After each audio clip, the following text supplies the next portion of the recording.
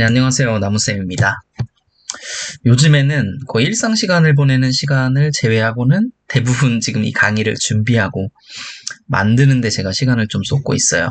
그래서 여러분들하고 한 약속도 있고 제 개인적인 욕심도 있고 그리고 앞으로 준비하는 것에 대해서도 이 영상 자체가 굉장히 저한테도 굉장히 중요하기 때문에 개정판 끝까지 영상 올리는 것에는 별로 문제가 없을 것 같습니다. 계속 여기에 집중해서 영상 올리도록 할게요.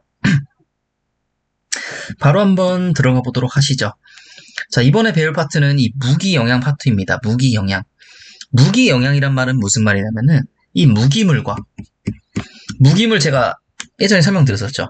생명의 기원이 될 수 없는 물질, 화학적으로는 탄소 원자 2개 미만짜리 이 무기물들과 이 필수 영양소, 식물한테 필수 영양소 이 두 말을 합쳐서 이 무기영양이라는 말을 쓴 거예요.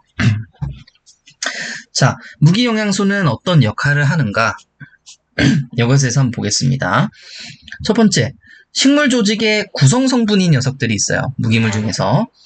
예를 들어서 칼슘 같은 경우에는 세포벽의 구성 성분, 이 마그네슘은 엽록소, 그리고 질소와 황은 단백질, 자세하게 말씀드리면, 정확하게 말씀드리면 얘네는 아미노산의 구성 성분이고, 이 인 같은 경우에는 인지질이나 핵산 이런 중요한데 구성 성분이죠. 두 번째는 효소의 활성제입니다. 효소 자체가 우리 화학 반응을 어떻게 하는 거죠? 그쵸. 화학 반응을 촉매시켜준 촉매제 역할을 하잖아요. 근데 그 화학 반응을 촉매해주는 그 촉매제 역할을 하는 효소를 더 빠르게, 더 잘 할 수 있게 해주는 이 활성제 역할이 있어요. 마그네슘, 철, 망간, 몰리브덴, 그 다음에 칼륨 등 대부분의 미량 원소가 이 효소의 활성제 역할을 하고 있고요. 다음 삼투압 조절제. 이제 세포의 농도를 이제 조절해주는 그런 역할을 하는 얘들은 이 칼륨, 그리고 나트륨, 이렇게 있습니다. 다음 또 완충제 역할을 할 수가 있는데, 이 유기산의 완충제가 되는 애들, 이 칼슘, 마그네슘, 칼륨, 이런 애들이 있고요. 막의 투과성 조절하는 얘, 칼슘, 이런 식으로 대략적으로 이렇게 나눠본 거고요. 그 밑에 좀 중요합니다. 그러면 이런 필수 원소들이 지금 몇 개죠? 3개, 9개, 10개, 17개. 17가지의 필수 영양소가 지금 이렇게 있어요. 그럼 이 영양소가 무엇인지, 그리고 이 영양소를 식물은 어떤 형태로 이용을 하는지, 이거에 대해서 한번 알아보도록 하겠습니다. 먼저 우리가 크게 나눠봐야 될 부분은 뭐냐면은, 이렇게 반을 나누세요. 이거는 많이 들어가 있는 애들, 그래서 대량 원소라고 합니다. 그 기준이 뭐냐면은 식물 조직 내 건중량의 0.1% 이상 함유한 거, 그 다음에 이 0.1% 미만 함유하면은 이 미량 원소라고 합니다. 그래서 이렇게 두 가지, 많이 들어가 있는 애들, 적게 들어가 있는 애들, 첫 번째 이렇게 구분해 주시면 됩니다. 그래서 많이 들어가 있는 애들은 이 탄소, 산소, 수소, 질소, 칼륨, 칼슘, 인, 마그네슘, 황, 대량 원소고요. 미량 원소에는 철, 염소, 망간, 붕소, 아연, 구리, 몰리브덴, 니켈 이런 애들이 있습니다. 그래서 이 화학기호 같은 경우에는 화학기호 같은데 모르시는 분들 당연히 계실 수 있어요. 화학기호. 그렇기 때문에 화학기호는 근데 이건 정말 무조건 알고 계셔야 돼요. 화학기호는 무조건 알고 계셔야 되고, 이 화학기호는 무조건 알고 계셔야 되고, 자, 좀 어렵겠지만 이용 형태도 무조건 알고 계셔야 됩니다. 이용 형태 무조건 알고 계셔야 되는데, 가끔 보면 이 철 같은 경우에 보면 2+랑 3+ 이렇게 있죠. 2+ 같은 경우에는 환원된 상태입니다. 환원된 상태. 3+는요, 그러면은 산화된 상태입니다. 산화된 상태. 자, 이 플러스가 하나 늘어났다는 것은 모든 물질은 이 플러스랑 마이너스를 가지고 있다고 했어요. 근데 이 마이너스가 없어지면 어떻게 되죠? 마이너스가 전자거든요. 이 전자가 없어지면 플러스의 성질이 강해지겠죠. 그쵸? 전자를 잃는 거를 우리는 뭐라고 합니까? 전자를 잃는 것. 그걸 산화라고 하는 거예요. 그래서 이 전자를 하나 잃어서 플러스의 성질이 더 강해졌기 때문에 플러스 3인 거고, 전자가 오히려 하나 더 생긴 거죠.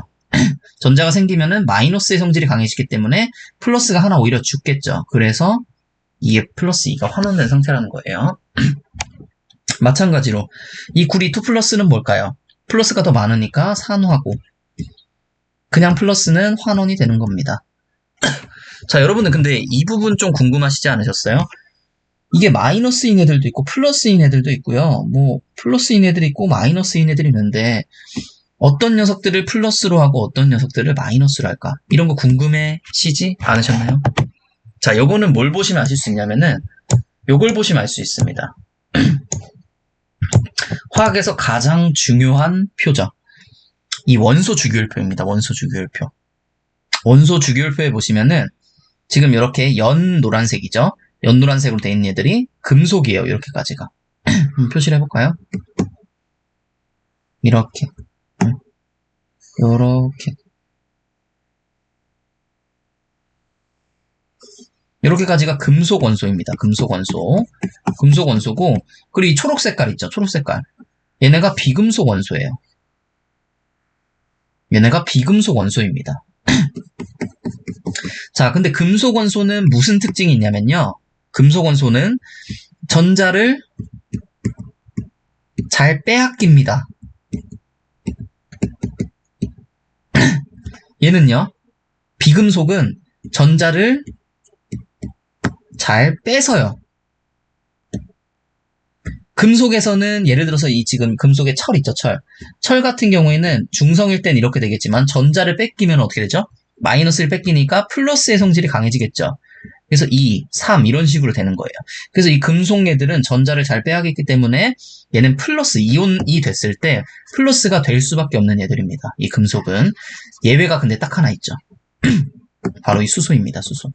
수소는 플러스죠. 수소만 예외로 알고 계시면 됩니다. 수소는 비금속이지만 플러스로 돼 있고, 자, 나머지 이 비금속 얘들, 얘는 마이너스입니다. 예를 들어서 산소 보시죠. 산소는 대부분 이온 형태가 되면 2-로 돼 있어요. 마이너스, 비금속은 전자를 잘 뺐기 때문에 마이너스, 전자를 뺏어서 마이너스가 많아지니까 마이너스. 그래서 이렇게 두 가지로 이렇게 나뉘어진다. 이 부분을 꼭 알고 계시네요. 그래서 금속 원소랑 비금속 원소여서 이렇게 플러스 마이너스가 나뉘어졌다. 이렇게 이해만 하고 계십시오. 그렇게 됐고, 그래서 이 부분 전체 다 외우시길 바랄게요. 그래서 한번 읽어보죠. 밑에 줄을. 자, 이 탄소, 산소, 수소는 이산화탄소와 물을 통하여 얻을 수 있고 흡수 후에 바로 유기물질로 사용하기 때문에 이 무기영양소에 포함되지 않습니다. 자, 이 부분 중요합니다. 시험에도 나왔었어요. 이렇게 세 명은요, 무기영양소는 아니라는 거예요. 무기영양소는.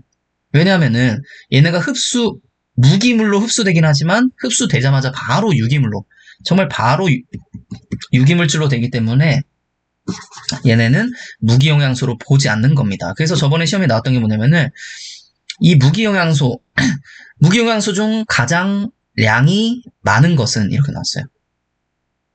그러면서 C도 나오고 뭐 H도 나왔어요. 근데 얘네는 무기영양소가 아니죠. 그걸 제외하고 답은 이 질소였습니다.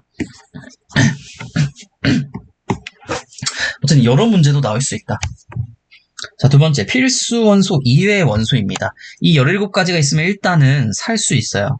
일단 식물은 살 수 있는데 그 외에 나머지 이제 특수 상황에서 꼭 필요한 애들이 있거든요. 원소들이 규소, 나트륨, 코발트인데 규소 같은 경우에는 이 화분과 식물, 특히 벼에서 많이 함유하고 있고요. 어떤 역할을 하냐면은 내병성을 증가시켜주고 생장을 촉진시켜주는 벼에서 그런 역할을 합니다.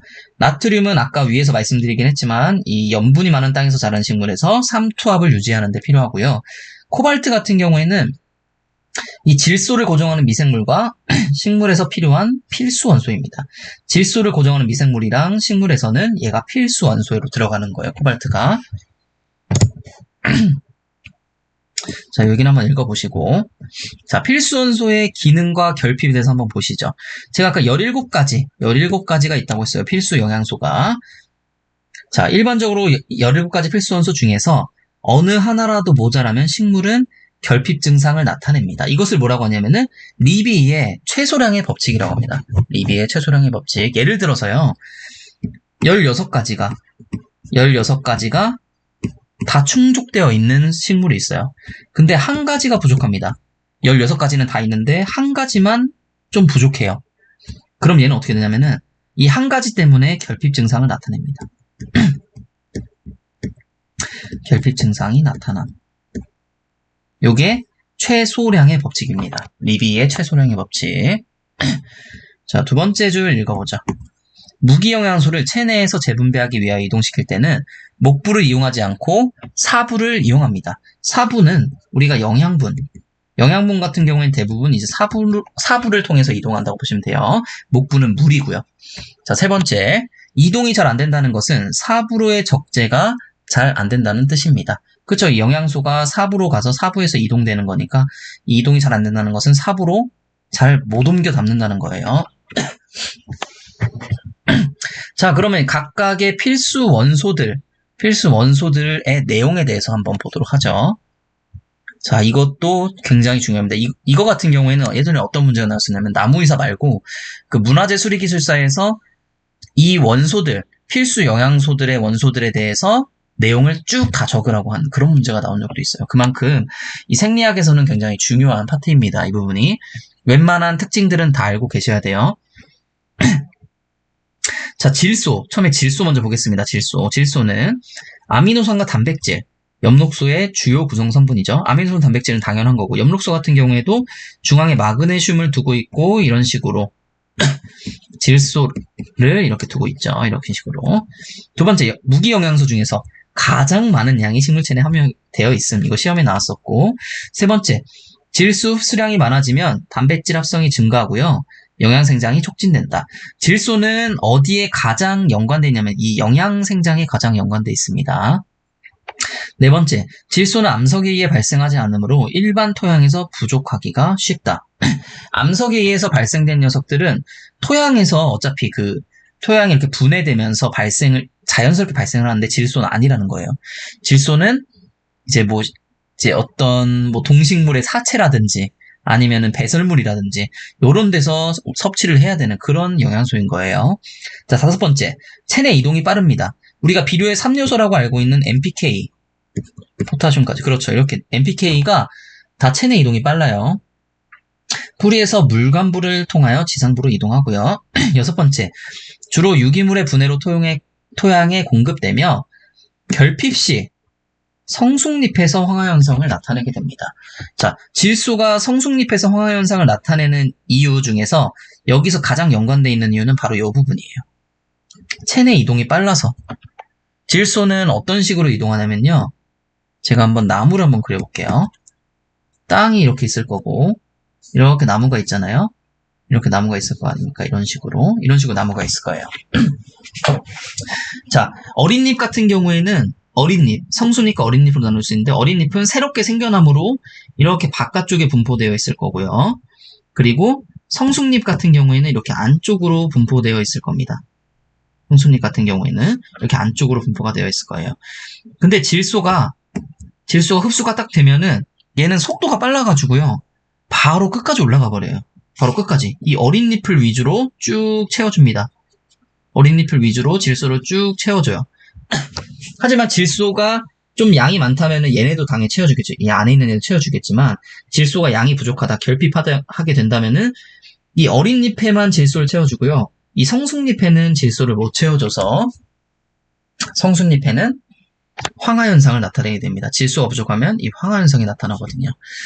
그래서 이런 부분이고 이따가 또 말씀드리기 전에 지금 먼저 말씀을 드릴게요. 아예. 이제 이동이 느린 녀석들이 있어요. 이동이 느린 녀석들. 예를 들면 대표적으로 칼슘. 칼슘 같은 경우에는 여기까지 아예 가지를 못해요. 칼슘 같은 경우는 이렇게 차곡차곡 쌓이는 영양소거든요. 이렇게 쌓이는 영양소여서 결핍되게 되면은 이 끝에 있는 어린잎에서 먼저 결핍 증상을 나타내게 됩니다. 자, 두 번째, 인에 대해서 한번 보시죠. 인은 피로 나타내고요. 자, 광합성을 통하여 얻은 에너지를 저장하고 전달하는 기능이 가장 중요하다. 이 ATP를 얘기하는 거고요. ATP로부터 인산기가 하나 떨어질 때마다 저장된 에너지가 방출되며 이 에너지는 식물체 내의 각종 대사 과정에 전달되어 이동된다. 자, 이게 에너지라고 제가 말씀드렸었죠. 두 번째, 이는 세포 분열, 뿌리 생장, 분열, 개화, 결실 과정에 결정적인 영향을 준다. 결정적인 영향을 주고요. 이는 자세히 보시면은 이 핵산, 즉 DNA, RNA, 그리고 뭐 예를 들어서 ATP, 네, 이런 굉장히 중요한데 되게 포지션을 많이 잡고 있어요. 그렇기 때문에 굉장히 결정적 역할을 많이 하는 그런 영양소 중에 하나예요. 자, 세 번째, 염색체의 구성 성분인 핵산과 원형질망의 구성 성분인 인지질층에서도 발견이 되고요.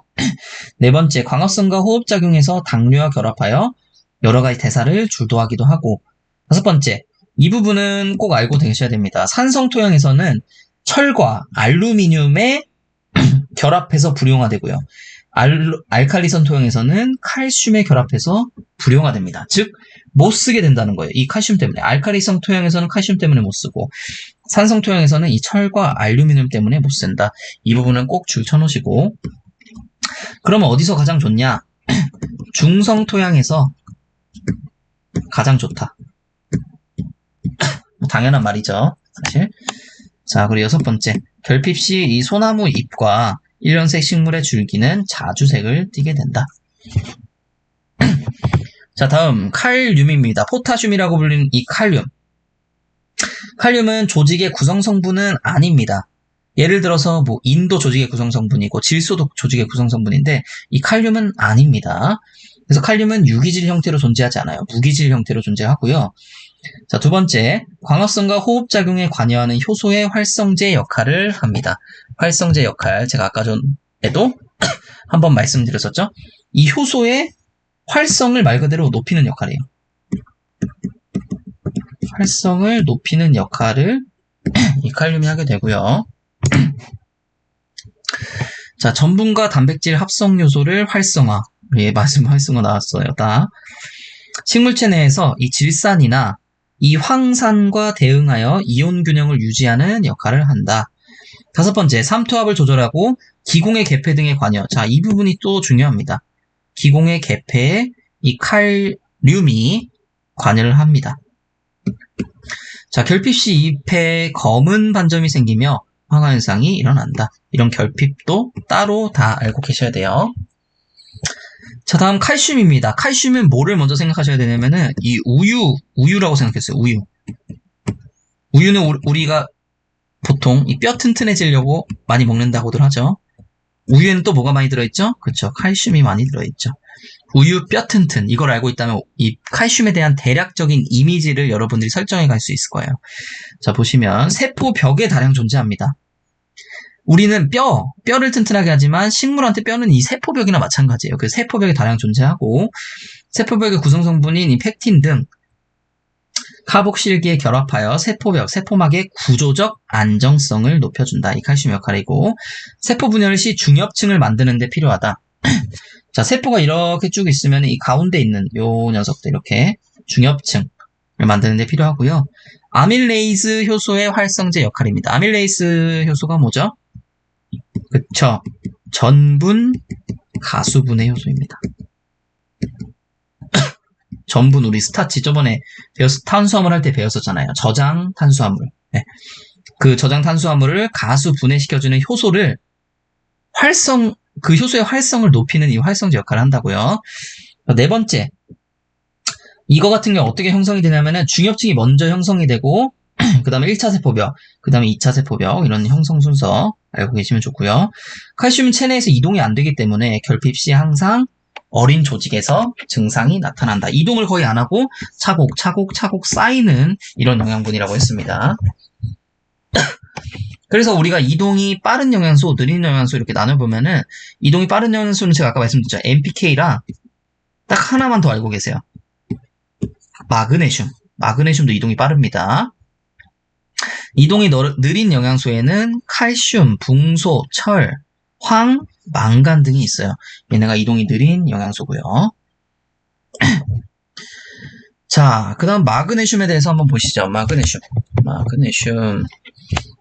같은 경우는 엽록체 분자의 중심 원소이다. 자, 엽록체에 있는 엽록소를 보시면은 이런 식으로 돼 있어요. 이런 식으로 돼서 마그네슘이 중심 원소다. 그리고 얘는 ATP와 결합하여 ATP가 재기능을 하도록 활성해주는 역할도 하고요. 세 번째, 광합성, 호흡작용, 그리고 핵산 합성에 관여하는 효소의 활성제 역할을 합니다. 이런 게 살짝 어렵죠, 사실 외우기가. 네. 활성제 역할을 하는 게 워낙 많기 때문에. 자, 네 번째, 결핍 시 연맥과 연맥 사이에 있는 조직에서 먼저 황화 현상이 일어나서. 자, 잎을 보시면 연맥이 있고 연맥이 있고 여기 여벽세포들이 있잖아요. 여벽세포들이 뭐 있습니까? 엽록체 있죠. 엽록체가 파괴가 됩니다. 이 마그네슘이 없으면. 그래서 여기서 황화 현상이 일어나게 되는 거예요. 엽록체가 없으니까. 초록색으로 보이던 엽록체가 없으니까 당연히 초록색이 아니라 이 황화처럼 보이게 되겠죠. 자, 다음은 황입니다. 황. S라고 불리는 황인데 황은 이 시스테인, 메티오닌과 같은 아미노산의 구성성분입니다. 대부분 아미노산의 구성성분인, 주요 구성성분이 N이라고 했었는데 특이하게 황이 들어가 있는 녀석들이 있어요. 그게 바로 시스테인과 이 메티오닌입니다. 시스테인과 메티오닌. 얘네 굉장히 중요하니까 여러분들 잘 알고 계시고요. 자, 두 번째, 비타민 B1, 비오틴, 코엔자임 A와 같이 호흡작용에 관여하는 조효소의 구성성분이고요. 대기에 황이 많으면 이 HSO3- 되는데 이 분자는 광합성을 방해하고 엽록소를 파괴합니다. 그래서 대기에 황이 많으면은 이렇게 광합성을 방해하고 엽록소를 파괴하기 때문에 그리 좋지는 않다. 보는 거고. 자, 다음은 철입니다. 철. 우리가 F2라고 불리는 건데 전자전달계에서 전자를 전달하는 단백질과 효소의 구성성분이라고 하네요. 그리고 엽록소를 합성하는 단백질에 철분이 필요하므로 엽록체에 많이 존재한다고 합니다. 두 번째, 결핍 시 마그네슘과 같이 연맥 사이에 황화 현상이 일어난다. 대신 이 철은 어린 잎에서 일어난다는 것이 마그네슘과는 다르다. 이렇게 보시고요. 자, 다음은 붕소입니다. 붕소. 붕소는 뭐를 먼저 생각하셔야 되냐면은 바로 생장점을 먼저 생각해 가시면 돼요. 생장점. 붕소는 이 생장점의 그 생장에 관여를 합니다. 자, 화분관의 생장에 관여하고, 화분관이라고 하면 우리 뭐였죠? 그 수술과 암술이 만나서 만들어진 것이 내려가는 거. 그쵸? 그때 화분관의 생장에 관여하고 핵산과 헤미셀룰로스의 합성에 관여를 합니다. 결핍 시에는 정단 분열 조직이 죽습니다. 이 정단 분열 조직이 즉 생장점이랑 같은 말이죠. 그 정단 분열 조직이 죽고 수분 흡수력이 떨어집니다. 생장점이 파괴되는 결핍되면은 그렇게 되고요. 자, 다음 망간입니다. 망간. 망간은 엽록소의 합성에 필수적이고요. 효소의 활성제 역할을 하고, 자, 이 부분이 좀 중요한데 광합성 시 물분자를 가르는 광분해를 촉진시키는 그런 역할을 합니다. 광합성 시 우리 광합성 그 광분해했을 때요. 광반응했을 때 그때 처음에 이 H2O가 분해가 되죠. 세 개로. 수소이온과 전자랑 그리고 산소 이렇게 세 개로 나눠지잖아요. 그쵸? 나눠지는데 이 광분해를 촉진하는 그런 역할을 하는 게 이 망간이라고 하는 거고요. 결핍 시에는 잎에 반점을 만들고 망간은 체내에서 이동이 잘 안 됩니다. 망간은 체내에서 이동이 잘 안 되는 원소고요. 자, 체내에서 이동이 잘 안 되기 때문에 결핍 시 어떤 잎에서, 성숙잎에서 황화 현상이 일어날까요? 아니면은 이 어린 잎에서 이 결핍 증상이 일어날까요? 그렇죠. 이동이 잘 안 되면은 어린 잎에서, 맨 끝에 있는 어린 잎까지 운반이 안 되기 때문에 어린 잎에서 그 결핍 증상이 일어난다고 했어요. 자, 다음은 아연입니다. 아연은 아미노산의 일종인 트립토판의 생산에 관여함으로써 부수적으로 이 아미노산이 만들어지는 식물 호르몬인 옥신의 생산에 관여를 하게 됩니다. 트립토판의 생산에 관여하고요. 이 아미노산으로 만들어지는 게 이 옥신이라는 생장 촉진 호르몬입니다. 즉 여기에 관여하게 되는 거죠. 아연이 트립토판의 그 구성 성분이기 때문에. 그죠. 구성 성분 아니고 생산에 관여를 하기 때문에요. 그리고 얘 같은 경우에는 결핍 시에 절간 생장이 억제되고요. 잎이 작아지는 그런 특징을 보이는데 이게 왜 그러냐면은 아연이 적으면은 이 트립토판도 없어질 거고, 트립토판이 없으면 옥신도 없어지잖아요. 옥신이 생장 촉진 물질이기 때문에 옥신이 부족했을 때 발생하는 현상이 이 아연이 부족했을 때 발생하는 현상과 같습니다. 그래서 생장이 안 되기 때문에 잎이 작아지고 절간 생장이 억제되고 이런 부분을 가지게 되는 거죠. 자, 다음 구리입니다. 구리. 오늘 굉장히 많네요. 말씀드릴 게 많네요. 잠시만요. 얼마 남았지? 네, 그렇게 많이 남진 않았습니다. 구리. 구리는 산화환원 반응에 관여하는 효소의 구성 성분이고요. 엽록체 단백질인 이 플라스토시아닌의 구성 성분입니다. 구리는 유기질과 복합체를 만드는 특성이 있어요. 네, 그래서 유기질 태비를 사용했을 경우 복합체를 형성해 결핍 가능성이 높아질 수가 있습니다. 자, 아까 인 같은 경우에는 산성 토양일 때 이 철과 알루미늄의 결합해서 불용성 된다고 했어요. 네, 이런 것과 마찬가지로요. 이 구리는요. 뭐랑 그렇게 잘 결합이 되냐면은 이 유기물과 유기물 복합체를 만들어요. 이 구리랑 유기물이랑. 그래서 이 유기물이 많은 토양에는 이 구리가 결핍된 가능성이 있어요. 구리가 유기물이랑 붙어먹기 때문에. 결핍 시 좀 특이한 성질이 있는데 소나무 어린 줄기와 잎이 꼬이는 증상이 나타나게 됩니다. 구리의 특징이고요.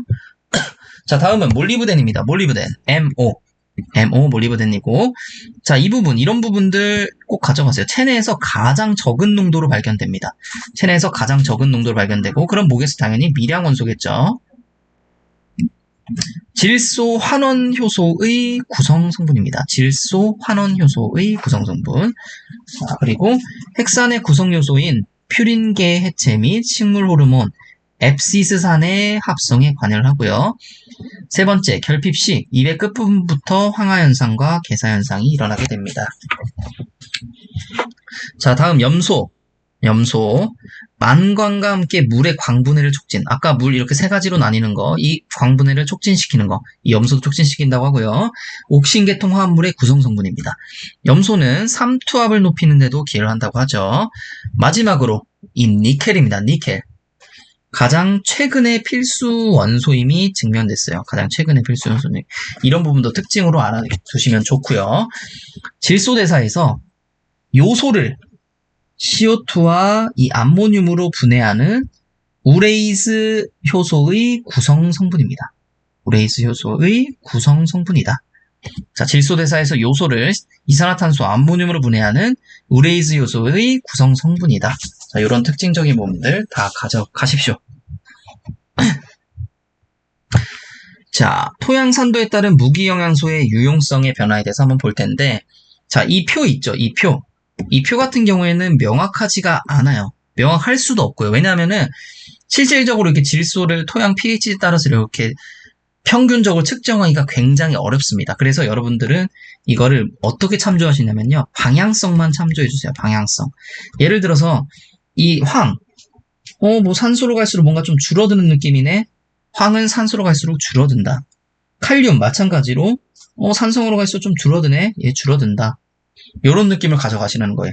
이 철과 망간 같은 경우에는 알칼리성으로 갈수록 확 줄어드네? 이런 식으로 알아두고, 뭐, pH 7에서 몇이고, 이런 걸 알 수가 없다는 거예요, 실질적으로. 알 수가 없기 때문에 정확하지가 않은 거죠. 즉, 이건 방향성만 참고를 하시라는 거예요. 자, 오히려 중요한 건 이 부분입니다. 산성일 때 유용성이 커지는 영양소, 철, 망간, 붕소, 구리, 아연 등 이 금속 원소들, 대부분의 금속 원소들이 이렇게 많다. 그리고 알칼리성일 때 유용성이 커지는 영양소는 뭐 칼륨, 황, 몰리브덴, 칼슘, 마그네슘 이런 애들이 있고요. 자, 토양이 산성화되면 치안성 알루미늄이 되어 식물이 흡수하여 체내에 축적되며 독성을 띠게 된다. 즉 산성화가 되면은 그리 좋지는 않다. 이렇게 말씀드리고요. 무기 영양 상태를 진단하는 방법은 뭐가 있을까요? 자, 처음에 가시적 결핍증. 예를 들어서 아까 뭐 마그네슘 같은 경우에는 연맥 사이에 이렇게 그 결핍 증상이 일어난다고 했어요. 결핍증을 우리 가시적으로 볼 수 있죠. 이런 식으로 판단하는 방법. 또는 시비 실험. 비료를 줌으로써 실험을 하는 거예요. 비료를 줌으로써. 비료를 좀 다르게 줌으로써 얘가 이게 결핍됐나? 이게 잘 있네? 이런 걸 확인할 수 있고요. 토양을 직접적으로 분석해서 어떤 원소가 얼만큼 있는지 확인하는 방법. 마찬가지로 엽 분석, 엽에 지금 어떤 성분이 모자라고 어떤 성분이 많은지 이런 분석을 하는 방법이 있습니다. 근데 이 중에서 가장 신빙성 있는 방법은 식물체를 직접 조사를 하는 이 엽 분석이 가장 정확합니다. 엽 분석은 7월 말에서 8월 초가 잎의 적기이기 때문에 이때 조사하는 게 가장 좋다고 하네요. 자, 무기영양소의 체내 분포와 변화. 무기영양소는 대부분 잎, 측지, 주지, 수간손으로. 측지 같은 경우 옆에 이렇게 뻗어 있는 거, 주지는 위에 있는 거. 마지막으로 수간손으로 분포를 한다. 수간은 여기 줄기죠, 줄기, 수간. 처음 어린 잎에서 무기영양소가 가장 많고요. 처음 어린 잎에서 무기영양소가 가장 많고, 이후 낙엽이 질 때 감소하는데, 낙엽이 질 때 감소하는 이유는 수간으로 회수를 해가기 때문이죠. 이렇게. 수간으로 회수를 해가기 때문에 줄어드는 거고요. 자, 그리고 요거는 한번 봐주시고. 자, 그럼 무기염이 이제 어떤 식으로 흡수되는지 이 흡수 기작에 대해서 한번 보고, 자, 여기 하고 마지막 페이지만 하고 끝내도록 할게요. 무기염이 흡수되는 과정. 처음에는 어떻게 흡수가 되냐? 자, 요렇게 있고, 나무가 있고, 뿌리가 있고, 자, 잎이 이렇게 있습니다. 토양, 여기가 토양이겠죠. 토양에서 뭐가 들어오냐면요. 무기염과 물이 들어가게 됩니다. 무기염이 토양에서 이 뿌리 표면으로 이동을 하게 되고요. 그리고 뿌리 세포 내에 이제 축적이 됩니다. 그 다음에 이동을 해야겠죠. 뿌리 세포에서 이동을 해야겠죠. 중앙의 목부 조직을 향한 횡적 이동. 이 목부 조직은 뭐가 있었죠? 목부 조직에는요. 물관이 있었습니다. 이 물관을 통해서 물과 무기염을 이동을 시키는 거예요. 자, 그 다음에 뿌리의 목부 조직까지 왔어요. 그 다음에 어떻게 됩니까? 이제 줄기로 위로 올려야겠죠. 이제 그 다음 마지막으로. 이런 식으로 무기염이 흡수되는데 좀 더 자세하게 한번 볼 필요가 있어요. 자, 뿌리에 들어왔을 때 뿌리에서 이 자유공간이라는 개념이 있습니다. 그게 뭐냐면은 표피에서 피층까지를 우리는 자유개념이라고 해요. 뿌리의 표피에서 피층까지를 우리는 자유공간이라고 해서 여기서는 그냥 물과 무기염이 막 이렇게 자유롭게 앞으로 갔다 뒤로 갔다 앞으로 갔다 뒤로 갔다 이렇게 이동을 할 수 있다. 대신 이 자유공간은 어디에 한해서 세포벽 그 사이 세포랑 세포벽 사이 요 공간에서만 이동을 할 수 있다. 그래서 요거를 뭐라고 하면요. 우리가 아포플라스틱이라고 해요. 아포플라스틱 무브먼트라고 해서 세포벽 이동이라고 합니다. 그래서 나중에 좀 이따 배울 건데 이 세포질 이동, 심플라스틱 무브먼트라고 있는데 이 세포질 이동과 정반대의 개념이에요. 세포벽 이동이라는. 그래서 이 자유공간에서는 비선택적이며 가역적이란 말은 왔다 갔다 이쪽으로도 갔다가 이쪽으로도 갔다가라고 할 수 있는 거고 비가역적이란 말은 한 번 가면은 되돌아올 수가 없다는 그런 말이에요. 가역적은 스위치처럼 이렇게 바꿀 수 있다는 말입니다. 어쨌든 가역적이고 에너지를 소모하지 않습니다. 말 그대로 그냥 흐르는 대로 그냥 막 이렇게 흐르는 거예요. 그렇게 돼 있고. 근데 식물이 직접 무기염을 흡수하는 과정은요. 선택적이고 얘랑 반대입니다. 비가역적이고 한 번 흡수하면은 뺄 수가 없습니다. 그 에너지를 소모하는 그런 과정입니다. 그래서 이 뿌리의 자유공간이 있고, 자, 두 번째. 무기염의 이동, 이 원형질막을 통한 이동입니다. 원형질막에는 각 무기염만의 운반체 단백질이 존재하는데, 원형질막 밖에서 특수이온과 결합하면 운반체가 구조적으로 변화를 일으키면서 방향을 전환해서 무기염이 안쪽으로 향하도록 해줍니다. 막 안으로 들어오면 운반체와 분리됩니다. 자, 이게 무슨 말이냐면은, 세포막에는, 이게 세포막이라고 볼게요. 이게 세포막입니다. 세포막은 원형질막이라고도 해요. 원형질막이라고도 합니다. 둘 다 알고 계시라고 이렇게 쓴 거예요. 자, 이 세포막에는 뭐가 붙어 있냐면은, 이런 운반체 단백질이 있어요. 이렇게, 이런 식으로 붙어 있어요. 네. 이거를 좀 더 확대해서 보면은, 이런 식으로, 이렇게 되어 있습니다. 이렇게 되어 있는데, 이 단백질 같은 경우에 예를 들어서, 이 칼륨이 들어올 수 있는 단백질이라고 봅시다. 칼륨만을 들어올 수 있는 통로 단백질이라고 봅시다. 자, 그럼 칼륨이 들어오잖아요. 이런 식으로 얘랑 결합을 합니다. 얘랑 결합하면은 이 구조가 바뀌어요. 어떤 식으로? 이렇게 바깥쪽을 열게 했다가 자, 죄송합니다. 지금 너무 흥분했어요. 이런 식으로 바뀝니다. 그래서 원형지막이 뭐 이런 식으로 있겠죠? 그래서 안쪽으로 들어올 수 있게 뭐 이런 식으로 구조가 바뀐다는 거예요. 결합하면은 구조가 바뀌어서 안으로 들어올 수 있게 해준다. 요 얘기를 하는 거고요. 자, 무기염의 이동과 관련된 단백질은 두 가지 형태로 존재를 합니다. 첫 번째, 운반체 단백질이 있고요. 이 통로 단백질이 있어요. 자, 이게 마찬가지예요. 여기에 이렇게 뭐 예를 들어서 이렇게 왔다 갔다 할 수 있는 통로 단백질이 있을 수도 있는 거고, 방금처럼 이렇게 결합해서 운반시켜주는 운반 단백질이 있는 거고, 네, 이런 식으로 구분이 되고요. 자, 내피 통과 후에 무기염의 이동과 증상작용. 이거는 이 이미지를 한번 볼게요. 자, 이 세포벽 공간에서 막 움직이는 거를 우리는 아포플라스틱이라고 합니다. 아포플라스틱. 아포플라스틱 외우시는 방법은 세포벽을 찍고 움직인다고 해서 많이 아포해서 이 아포플라스틱 이렇게 외우시면 좋을 것 같고. 자, 이 안쪽으로 들어간 애들도 있어요. 이렇게. 안쪽으로 과감히 이렇게 들어간 애들이 있는데, 이게 심플라스틱입니다. 심플라스틱. 그래서 심플라스틱은 이렇게 아주 심플하게 쭉 그냥 직선으로 들어간 애들 심플라스틱이라고 합니다. 그래서 그 내용을 알고 이걸 한번 보시죠. 내피 통과의 무기염은 통도 조직에 도착하고 줄기로 올라가는데 이 과정은 아까 제가 말씀드렸던 세포벽 이동, 이 아포플라스틱에 해당되는 거고, 그리고 그 물을 도관으로 끌어올리는데 이동 속도가 굉장히 빠릅니다. 집단 유동의 대표적인 예이며 도관 내 무기염의 이동 속도는 증상 속도에 비례한다. 즉 이 식물 잎에서 기공을 이렇게 쭉쭉쭉 열잖아요. 열면은 수분이 빠져나가죠. 이거를 증산작용이라고 하잖아요. 이 수분이 빠져나가면서 물을 끌어올리거든요. 이 끌어올릴 때 무기염도 같이 올려진다는 거예요. 그래서 이동 속도가 이제 비례한다는 겁니다. 이 증산 속도랑요. 자, 여기까지 해서 무기영양 파트에 대해서 우리가 배웠고, 이 다음은 이 수분 생리와 방금 말씀드렸던 이 증산작용에 대해서 자세히 한번 보도록 해보겠습니다. 자, 오늘도 제 강의를 들어주셔서 정말 감사합니다.